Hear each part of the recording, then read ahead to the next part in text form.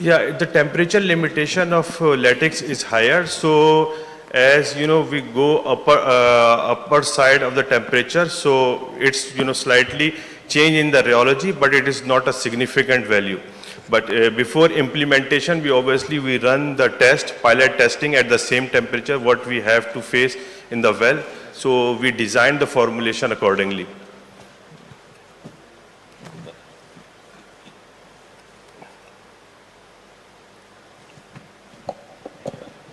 Anyone else? Okay, thank you. Industry will take benefit of your optimized drilling. Hi, my name is Umair from Mari.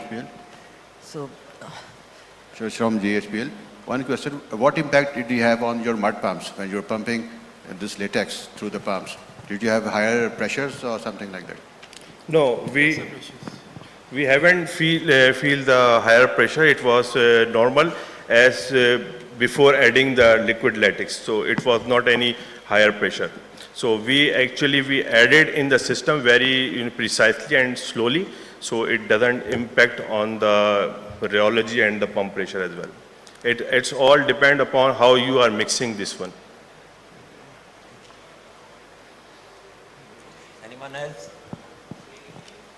yeah, so Umair from Mari Energies, just a question. So how do you see this mud system against the high performance mud systems that have been used in the past in these areas? And its efficiency and boast about the cost effectiveness also. Thank you. Yes, Mr. Umair, actually that was the high performance mud system as well, but with the incorporation of liquid latex. So there is an addition of liquid latex in the high performance mud system, which was running before on the same well of same area. So the cost effective, as we have mentioned that the reduction in the volume for the dilution and the properties were maintained. So obviously the fluid cost was decreased, as well as you achieve better ROP with the addition of this one. So your rig days reduce as well. As Mr. Murad mentioned that it was 40%. So it helped us also the overall cost of the well.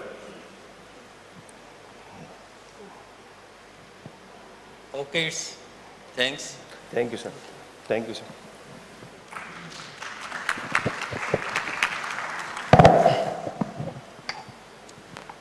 Next paper is plunger lift optimization, a case study of monitoring plunger dynamics with non-intrusive acoustic tracking. Mr. Muhammad Hassan Chaudhary. Mr. Hassan Chaudhary is Deputy Manager Production Engineering at United Energy Pakistan Subsurface Division.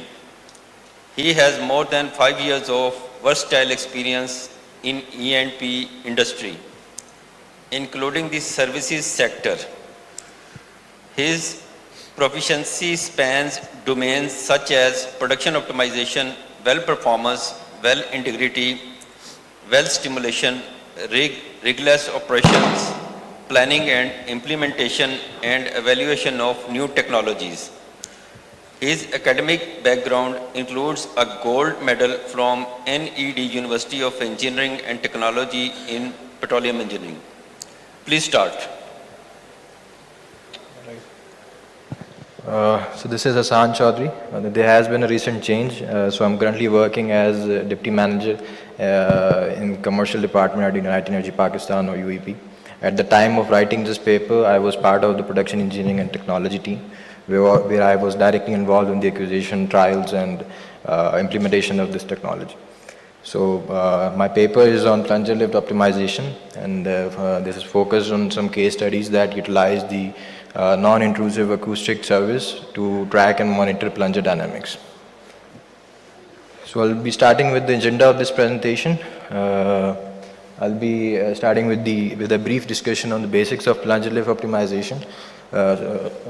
Plunger lift operation, followed by a brief overview of the acoustic survey equipment, the working principles of plunger tracking, its value addition, and how depth correlation and interpretation is carried out, and lastly the case studies, results, and some operational recommendations from our end.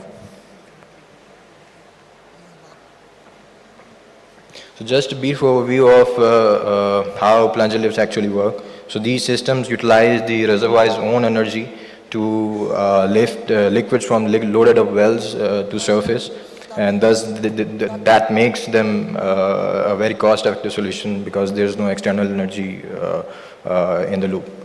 So a piston-like plunger reciprocates up and down the valve bore that lifts the liquid up to the surface.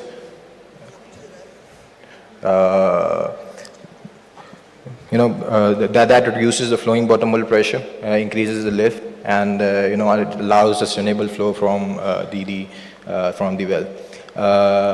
The plunger cycle consists of majorly two phases: a shut-in phase where the well is shut in at surface, and the bottom hole pressure and well pressure is allowed to build up. During this, the plunger falls to the bottom and rests on the bumper spring assembly. This is followed by a flowing phase where a pressure differential is basically created across the plunger that provides it the energy to lift the weight of the plunger itself and the liquid that has been accumulated over it, it lifts to the surface. This is primarily known as the unloading period and is part of the two processes that are occurring in the flowing phase. The other being if you can see on the animated part on the bottom right of the screen. So the other being the afterflow period. So the afterflow period is basically when your plunger has reached back up to the surface and is caught at the lubricator, and the well continues to flow gas into the system at or above critical velocities. So these cycles are automated via motor valves that are controlled by electronic panels, and these electronic panels have preset timing configurations that define the start and end of each period, the shut-in period, the unloading period, the afterflow period, to simply put it.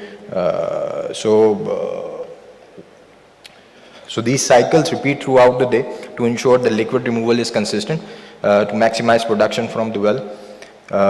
We have fundamentally two types of, we can categorize the types of plunger in broad two categories. A slow moving solid type plunger, and there are some fast moving continuous or bypass type plungers. So the bypass type plungers have a few ports that run through the entire length of the plunger, and these ports allow the gas to escape through them when the plunger is falling. This allows the plunger to fall much faster than the solid type plungers. Right. So having established that context, now the plunger